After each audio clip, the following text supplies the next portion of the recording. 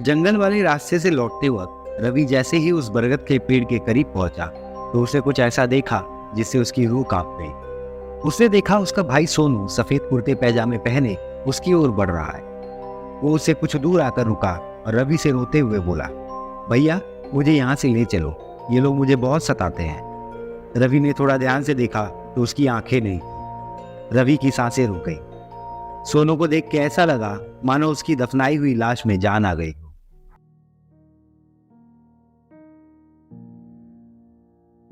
दोस्तों, ये कहानी है रवि की, जो कि बिहार के एक छोटे से गांव में अपने माता पिता के साथ रहता था। वो लोग बहुत गरीब थे। रवि का एक छोटा भाई था सोनू, जो उससे लगभग 3 साल छोटा था। ये घटना तब की है जब रवि की उम्र 14 के आसपास रही होगी। रवि और सोनू घर के पास वाले तालाब में नहाने गए थे। नहाते वक्त पैर फिसलने के कारण सोनू पानी में गिर जाता है। रवि और सोनू दोनों को तैरना नहीं आता था।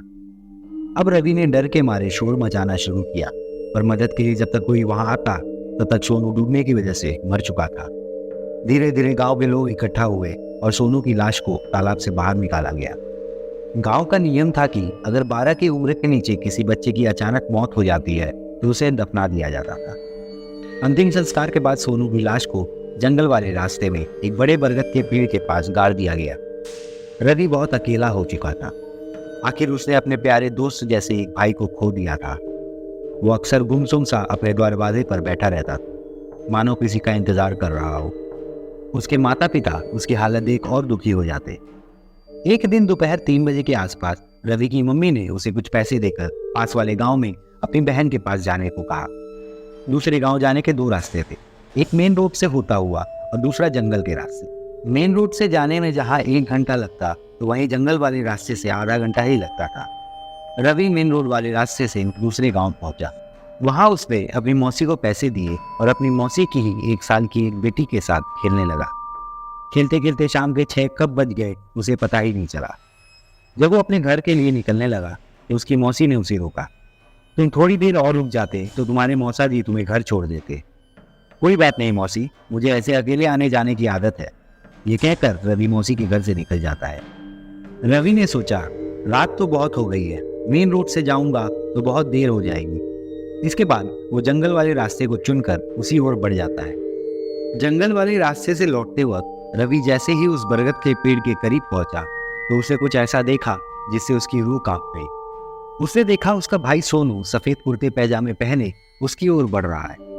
वो उससे कुछ दूर आकर रुका और रवि से रोते हुए बोला, भैया मुझे यहाँ से ले चलो, ये लोग मुझे बहुत सताते हैं।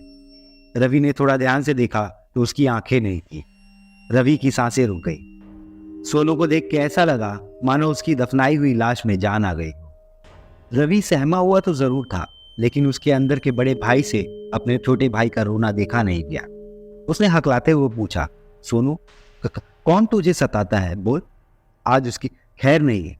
इतना कहकर वो सोनू की थोड़ा और करीब जाता है। तभी सोनू ने उस बरगद के पेड़ के पीछे इशारा करते हुए बोला, भैया वो लोग पेड़ के पीछे रहते हैं। इतना सुनकर रवि जैसे ही उस पेड़ के पीछे जाता है तो वो क्या देखता है, सफेद साड़ी पहने एक मोटी सी औरत उस पेड़ के नीचे बैठी है और उसके आसपास सोनू जैसे कई और बच्चे खेल रहे हैं। उन सभी बच्चों के आंखें नहीं थी। उस औरत ने जैसे ही अपना चेहरा रवि की ओर किया, उसे देख के मानो रवि सुन्न सा पड़ गया हो। उसका दिल बहुत तेजी से धड़कने लगा। रवि ने देखा उस औरत की आंखें बिल्कुल लाल हैं और उसके दांत बड़े और नोकीले थे। वो रवि को देखकर बड़े डरावने तरीके से हंसने लगती है। रवि ने जब ध्यान दिया तो उसे समझ आ गया था कि उसका पाला एक चुड़ैल से पड़ा है। रवि बचने के लिए कुछ सोचता कि तभी वो चुड़ैल खड़ी हो जाती है।